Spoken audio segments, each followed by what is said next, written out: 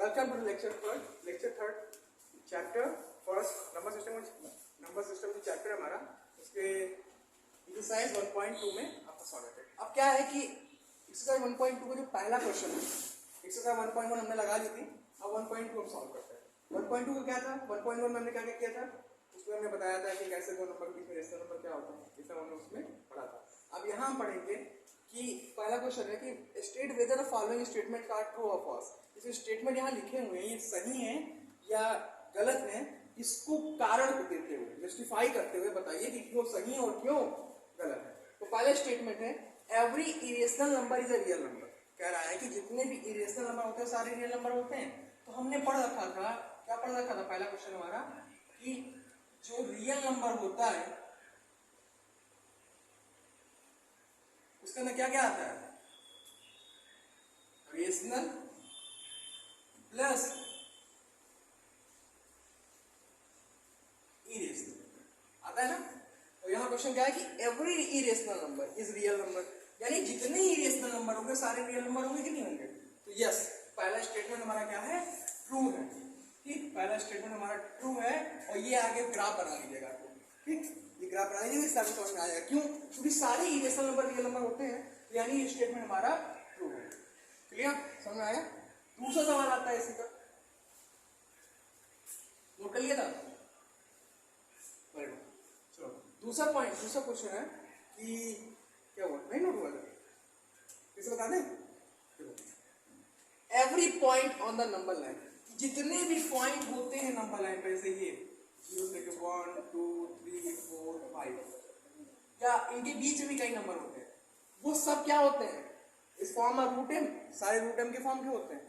Where M is a natural number, यहाँ M एक natural number है, तो क्या बोल सकते हैं कि नहीं, नो, फॉल्स। क्यों फॉल्स है, देखो फॉल्स इसलिए है ये स्टेटमेंट क्योंकि नंबर लाइन पे हम तो √4 की वैल्यू लिख देंगे, कितना आ जाएगा, 2 आ जाएगा। लेकिन अगर √2 की वैल्यू निकालो तो ये क्या आएगा, 1.414, ये डॉट डॉट आगे बढ़ते चला जाएगा। ठीक, तो ये क्या होगा, ये इरेशनल नंबर होगा। और इरेशनल नंबर कभी भी नंबर लाइन पे हम नहीं बना सकते, कि बना सकते हैं, बना सकते हैं, नंबर लाइन पर भी बना सकते हैं, नहीं बना सकते ना, इसलिए ये स्टेटमेंट हमारा क्या हो जाएगा, फॉल्स हो जाएगा। क्लियर, अब आगे आपके इतना समझ में आ गया। तो ये फॉल्स है क्योंकि हम इसको नंबर लाइन पे इरेशनल नंबर को कभी भी क्या नहीं कर सकते, रिप्रेजेंट नहीं कर सकते। दैट्स द रीजन ये स्टेटमेंट हमारा क्या है, रॉन्ग है। ठीक है, थर्ड वाला आता है, तीसरा क्या है, तीसरा ये है कि every real number is a irrational number. अभी मैंने आपको एक चार्ट बनाया था, चार्ट क्या बनाया था, ठीक, ये स्टेटमेंट फॉल्स है। क्यों फॉल्स है, देखो पहला, देखो हमने अभी चार्ट बनाया था, आपको क्या बनाया था कि जो रियल नंबर होता है वो क्या होता है, रेशनल और इरेशनल का क्या होता है, रेशनल और इरेशनल का कॉम्बिनेशन होता है ना रियल नंबर। तो कह रहा है कि जितने रियल नंबर होते हैं वो सारे इरेशनल होते हैं। उसमें रेशनल भी तो आ रहा है, सारे इरेशनल तो रियल हो सकते हैं लेकिन सारे रियल इरेशनल नहीं हो सकते। क्यों, क्योंकि रियल नंबर में रेशनल भी होता है, इसलिए ये स्टेटमेंट हमारा क्या है, फॉल्स है। पहला क्या था, every rational number is real number, हाँ ये सही है। क्यों सही है, क्योंकि देखो इरेशनल नंबर क्या होता है, वो रियल नंबर हो सकता है, सारे जितने भी रेशनल नंबर सब रियल में आएंगे, लेकिन सारे रियल नंबर इरेशनल में नहीं आएंगे। क्यों नहीं आएंगे, क्योंकि इसमें रेशनल भी है। ठीक है, पहला क्वेश्चन हो गया। ठीक, अब हम आते हैं सेकंड क्वेश्चन पर। क्वेश्चन नंबर सेकंड क्या कह रहा है, क्वेश्चन नंबर सेकंड ये कह रहा है हमारा कि are the square root of all positive integer irrational, कि जितने भी पॉजिटिव इंटीजर जानते क्या होता है, इसको हम नेचुरल नंबर कह सकते हैं, इसको हम नेचुरल नंबर भी कह सकते हैं। तो क्या कह रहा है कि जितने भी पॉजिटिव इंटीजर हैं वो सब इरेशनल होते हैं, है ना। इफ नॉट, अगर नहीं, तो give the example of square root that is rational number, कि ऐसा एग्जांपल दो किसी नंबर का जो कि क्या हो, रेशनल हो। अच्छा देखो, हमने √1 ले लिया, तो ये क्या हो गया, इरेशनल हो गया, है ना। फिर √2 ले लिया, ये भी इरेशनल हो गया ना। लेकिन अगर √4 लेंगे, ये 2 बाहर आ जाएगा, तो ये क्या हो गया, रेशनल। देखो हमने एग्जांपल दे दिया, 9 ले लेंगे तो ये 3 बाहर आ जाएगा, तो ये भी क्या हो गया रेशनल। अब होगा सर रेशनल तो P/Q के फॉर्म का होता है, तो जिसका कोई नहीं उसका एक, जिस नंबर के साथ कुछ नहीं होता है उसके अपॉन में हमेशा एक होता है, ठीक है। तो ये एक बड़ा खतरनाक होता है, नोट कर लो इसको। मैंने एग्जांपल दे दिया इरेशनल का भी और रेशनल का भी। एग्जांपल मांगा था, given example square root that is rational, तो हमने दे दिया √4, √9, √16, ठीक है, √25, √36, √49, ठीक है, रूट और क्या बोलते हैं √64, ये सब बोल सकते हैं। समझ में आया, ठीक है। हाँ, अब इसको थर्ड क्वेश्चन पे आते हैं। रुक कीजिए, और ये आपकी साइंस का लास्ट क्वेश्चन। लास्ट क्वेश्चन क्या है कि so how √5 can be represented on number line.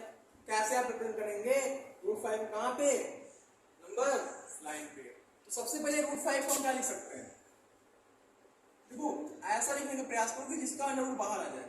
4+1 लिख सकते हैं, 4+1 लिख सकते हैं, लिख सकते हैं, ठीक। तो क्या होगा अब एक नंबर लाइन की चॉइस लीजिए, यहाँ पे मान लिया 0, 1, 2, 3, 4, 5, 6 कर लिए। देखो अच्छा ये 4 को तोड़ेंगे तो किसका अंडर रूट होगा, 4 का अंडर रूट क्या होता है, कितना होता है, 2 होता है, 4 का अंडर रूट 2 होता है, ठीक। तो मान लिया इसको हम क्या लिख सकते हैं, 2+1 के फॉर्म में लिख सकते हैं। अगर बाहर आएगा तो स्क्वायर के, स्क्वायर बाहर आएगा तो लिख सकते हैं, ठीक। अच्छा ये √5 आया कहां से, मैं भी आगे आपको समझाऊंगा। तो यहाँ पे मैं 2 वैल्यू ले ली, पहली क्या ले ली वैल्यू, पहली वैल्यू क्या ले ली, 2 ले ली, ठीक है। पहली डिस्टेंस हमने क्या ले ली, 2 ले ली। ये हमारा O है, इसको हमने A मान लिया, ठीक है। OA बराबर हमने 2 मान लिया, और उस पे एक परपेंडिकुलर हम खींचेंगे, परपेंडिकुलर 1 खींचेंगे, इसको मान लिया हमने P, AB क्या मान लिया 1। ऐसा क्यों होता है मैं भी आगे आपको बताऊंगा क्यों हमने लिया।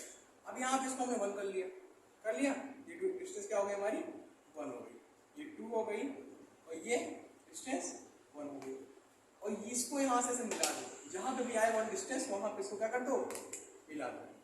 अब एक प्रकार लेना और यहाँ पे रखना ऐसे, और इसको रखने के बाद ऐसे इक्वली चला दो, जहां पे ये आए, जहां पे भी ये आएगी वैल्यू, ये चलने के बाद यहाँ आई, तो यहीं पे क्या होगा √5 का वैल्यू होगा। ऐसा क्यों होता है, आपने पाइथागोरस पढ़ा है, नहीं पढ़ा है, 8th में पढ़ा होगा पाइथागोरस थ्योरम, ठीक है। होती है, क्या होता है पाइथागोरस थ्योरम, ये हमारा होता है क्या हाइपोटेन्यूज, ये हमारा होता है बेस, और ये हमारा होता है परपेंडिकुलर। अच्छा ये देखो ये √5 क्या है, कोई एक फिक्स वैल्यू होगी ना, फिक्स वैल्यू, इसको हम तोड़ेंगे तो मान लीजिए ये डिस्टेंस हमारा है ना √5, ये तो √5 आएगा हमारा, ये तुम्हारा √5 आएगा। कैसे आएगा देखो, परपेंडिकुलर फॉर्मूला होता है, फॉर्मूला क्या होता है, परपेंडिकुलर का whole square equal to hypotenuse का होल स्क्वायर प्लस बेस का होल स्क्वायर, ये फॉर्मूला होता है फॉर्मूला।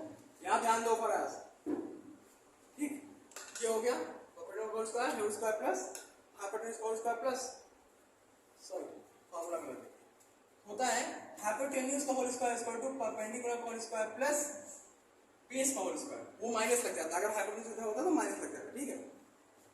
हाइपोटेन्यूज का ये हो गया हमारा। अब देखो परपेंडिकुलर की वैल्यू कितनी है 1,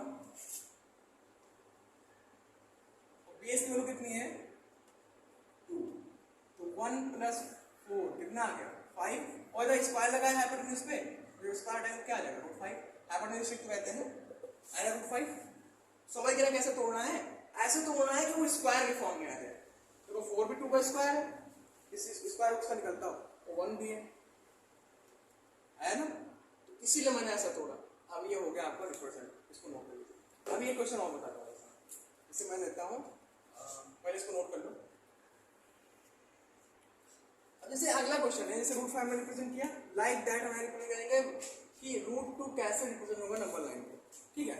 तो सबसे पहले √2 यहाँ लिखेंगे, इसको ऐसा ब्रेक करो √2 को कि ये किसमें आए, दोनों जो नंबर है वो स्क्वायर के फॉर्म में, उसका स्क्वायर रूट होता हो, क्या लिख सकते हैं 1 प्लस 1, एक नंबर लाइन खींच देंगे, नंबर लाइन खींच दिया, यहाँ पे 0 बना दिया, 1 2 3 4, ये 1 हो गया, ये 2 हो गया, ये 3 हो गया, ये 4 हो गया, इसको हम ऑरिजिन कह लेते हैं। अच्छा पहला कितना गया, परपेंडिकुलर 1 है और ये बेस भी 1 है, ठीक है, तो बेस कितनी गए हम 1 गए। अब एक परपेंडिकुलर भी यहाँ खींच देंगे, 1 खींच दिए, अब इनको मिला देंगे, ये हमारा O हो गया, ये A हो गया, इसको B मान लिया पॉइंट, ठीक है। अब हम इस पॉइंट को मिला दिए, ये हमारा 1 डिस्टेंस हो गया, ये हमारी 1 डिस्टेंस हो गई। अब कैसे मिलाएंगे, यहाँ पर रखेंगे प्रकाश, जब भी आप टॉपिक बनाएंगे और यहाँ पर रखने के बाद इसको ऐसे सीधे बना देंगे, ठीक है। यहाँ पर इसको बना दिए तो क्या आ गया, यहाँ पे वैल्यू क्या हो जाएगी, √2 की वैल्यू यहीं पे हो जाएगी, कुछ ज्यादा छोटा नहीं बन रहा है, समझ में आ रहा है।